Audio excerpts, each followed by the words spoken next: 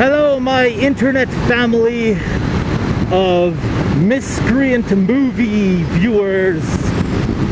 I am the Werewolf. Welcome to Werewolf at the Movies. And today is an extremely windy day. I'm having a hard time keeping my head straight. I hope you can keep your head straight too. In case you didn't know, I may or may not have been speeding. Emphasis on the may not though, because I totally wasn't. That would be bad. Very, very bad. So, how y'all doing? Well, that's great to hear. I hope the coming days are just as awesome for you. You know, just I hope you're smiling all the time. Hope you're happy all the time. You deserve it. See, Fort Saskatchewan, 18 kilometers away. I have 18 kilometers to chit-chat with you guys. So, here's where the fun begins. Today, your crazy motorcycle adventure is brought to you by the film Signs. By one crazy bus driver, M. Night Shyamalan. Yes, M. Night Shyamalan. I know there's a lot of people out there who aren't a fan of M. Night Shyamalan's films because they always have a twist at the end. What a twist! But I happen to think he's actually pretty sweet. This is why. His films always seem to, his films always have a twist to them at the end, which is pretty awesome. But having known some of the topics on which he's made his films about, like I'm not talking so much Signs as being like, oh, I know a lot about aliens, so I know that M. Night Shyamalan did his history searching. You know what I mean? I'm talking like he goes in depth for his films, and you guys can't see it, but there's a giant bug that just splattered across my helmet's windscreen, and that is gross. Like, it's a juicy son of a bitch. All right, sorry. Now that I've sworn for the first time in my film, let me move on to what I was saying before.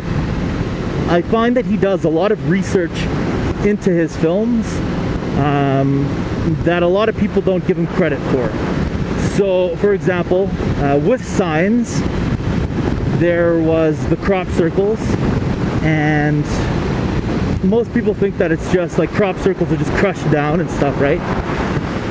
But the people who have studied crop circles have talked about how they're not actually crushed. They're bent gently and not broken at the stalks.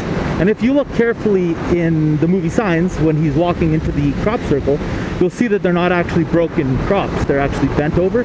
Like, it's that kind of attention to detail that I really enjoy. So that's why I give him such high praise. But even in the film, like his other films, say for example Lady in the Water, he did a lot of studying into, or a lot of research I should say, into folklore and stuff, and the names of things, and I thought that was pretty interesting. I mean, the films might not be the greatest for some people. I happen to like them, but at least you know that he gives it down and he's not just shoveling out garbage, you know? Anyways, all that stuff aside, let's wade through, let's go swimming through the bullshit that I was just talking about. We are on to the film Signs. Now, I really like Signs, and speaking with many people who aren't a fan of M. Night Shyamalan stuff, they still enjoyed the movie, and asking them why, they say, oh, you know what, it's the twist at the end wasn't so crazy, it was something that was a little bit more believable, and that kind of stuff, right? But all that stuff aside, let's take a look at the actors that we have in the film. Obviously the acting is important. So we got Mel Gibson. The police are here. I'm with them. I am a police officer. The beautiful Australian man, who's not so beautiful and was once many times drunk, at one point making fun of Jews and then threatening some Russian chick that he was banging on the side. And then, either way, all that stuff aside, all his personal issues aside, he is a phenomenal actor, and he always has been, in my opinion. From there, we move on to one Mr. Joaquin Phoenix. Excluding the possibility that a female Scandinavian Olympian was running around outside our house last night, what else might be a possibility? Who tricked us all thinking that he was going to become a rapper instead of acting. Holy shit, that was a lot of wind from that truck. He's a great actor. I have nothing bad to say about Joaquin Phoenix. Even that weird looking scar on his lip looks like a cleft palate. I don't know if it is.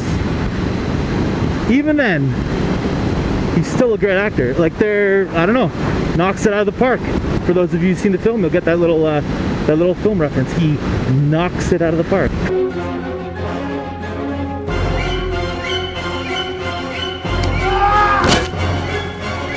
Get it? Yeah? How can I say Werewolf is a funny guy?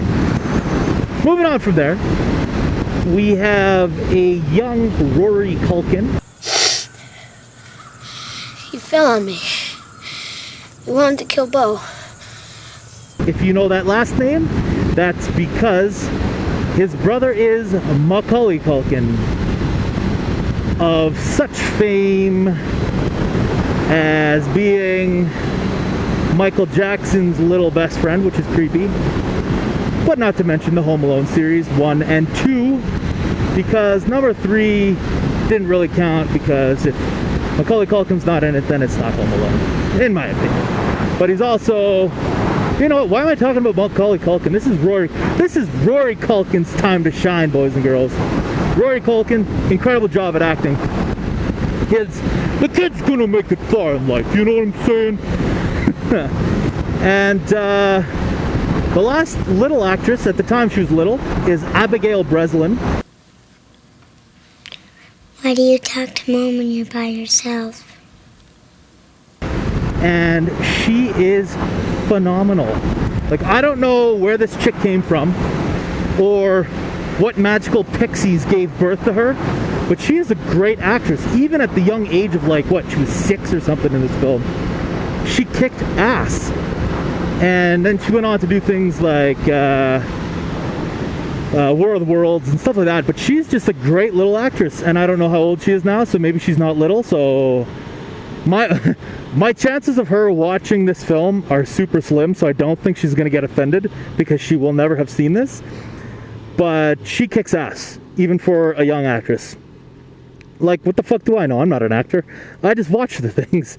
But yeah, so we have that studded acting list. And what can be better than a stacked acting crew and a film about aliens? Yeah, aliens, man. Because aliens kick ass. Mel Gibson kicks alien ass. I'm insane with anger! Joaquin Phoenix kicks alien ass. We're gonna beat your ass, bitch! What more do you want, man? Like, if you want more than that, then you're shooting for gold, man. And gold's very, very, very difficult to find in this business. Anyways, enough kidding around. Enough. Relax, boys and girls. Don't get your tempers all flared up here. Werewolf's just having some fun. I'm going to be rating this film 8 wobbly popped Mel Gibsons out of 10. 8 wobbly popped Mel Gibsons out of 10. If you don't know what a wobbly pop is, that is just another term for a beer. And obviously, as this picture shows, you can definitely understand why it's wobbly popped Mel Gibsons. So, that being said, this ends another episode of Werewolf at the Movies. Again, I am coming at you from this beautiful prairie land of Alberta, Canada. Canada. I am Canadian, but look how beautiful the colors are. Look at the grass. Look at the trees and the hills and the sky. It's so beautiful. No, ladies and gentlemen, I am not on drugs and I'm not drunk. I'm just happy to be on my motorcycle on a relatively cool day, but not too cool that I can't ride. And it's way not hot enough that I'm sweating through my motorcycle gear. So, until next time, again, I am Werewolf. This is Werewolf of the movies. You guys are the guys who watch, guys and gals I should say, that watch Werewolf of the movies. I hope you enjoyed. Spread the love. Write me some good things and down below in the comments, because nobody has and I'm feeling a little neglected. And I'm needy. Needy! I am so needy. Where are you going? Who are you hanging out with tonight? Oh, yeah, when are you going to be home? Oh, yeah. Well, can I come along? Can we play? What? Yeah, see that? That was me being needy. Right in the damn comments, boys and girls. Alright guys, see you later. It's been a slice. Until next time, cheers.